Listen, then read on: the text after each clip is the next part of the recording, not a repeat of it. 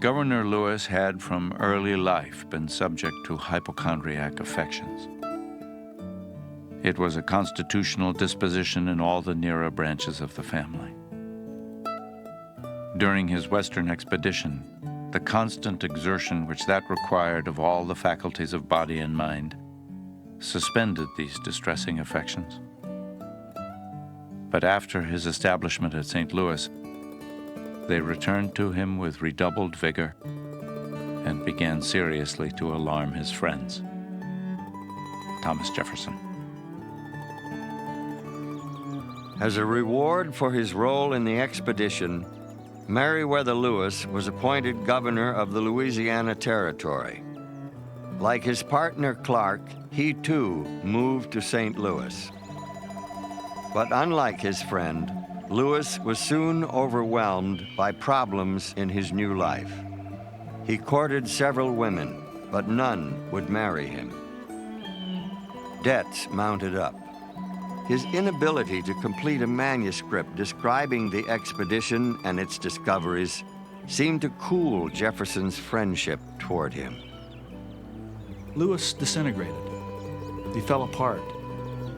He just went apart at the seams. He literally did not write a single word on the journals that his mentor, Thomas Jefferson, was impatiently waiting for, was the report of their journey. And he found himself ill-suited to the duties of governor.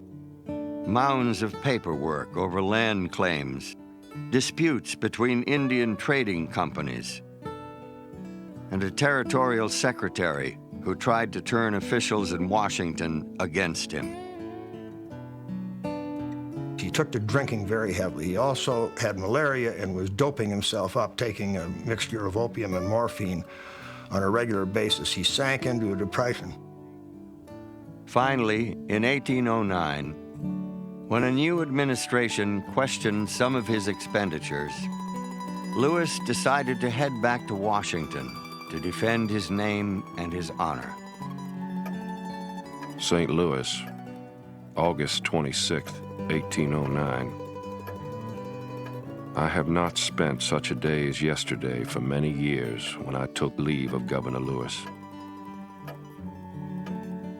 His creditors all flocking in near the time of his setting out distressed him much, which he expressed to me in such terms as to cause a sympathy which is not yet off. If his mind had been at ease, I should have parted cheerfully. He had his friend Clark nearby, and he wrote out his will before he decided to go back to Washington, D.C. to try to straighten up some discrepancies in the books. And he said goodbye to Clark. He tried to commit suicide on a boat going down the Mississippi. They restrained him and kept him under watch for a while. And then he headed across the Natchez Trace to try to get back to Washington. Chickasaw Bluffs, September 16, 1809. To President James Madison. Dear Sir, I arrived here yesterday very much exhausted, but having taken medicine, feel much better this morning. Provided my health permits, no time shall be lost in reaching Washington. Your obedient and very humble servant, Meriwether Lewis.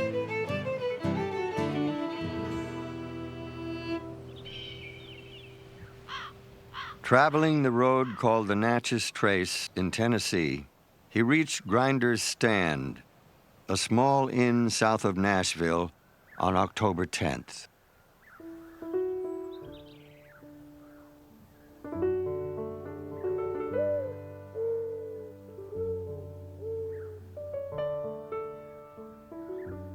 He had been talking to himself like a lawyer, according to Mrs. Grinder, and pacing back and forth, and was clearly distraught.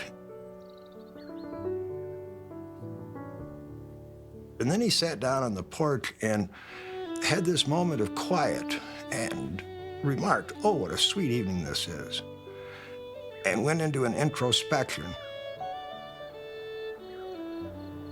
I think as he sat on that porch and looked west, he was waiting for Clark to come down the trail and rescue him. But of course, Clark knew nothing about this situation and was hundreds of miles away.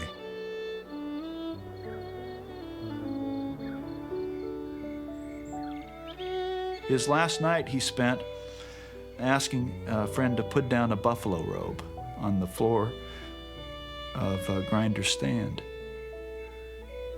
And he slept that night, tried to sleep that night. He told people that Clark would be coming. And he shot himself.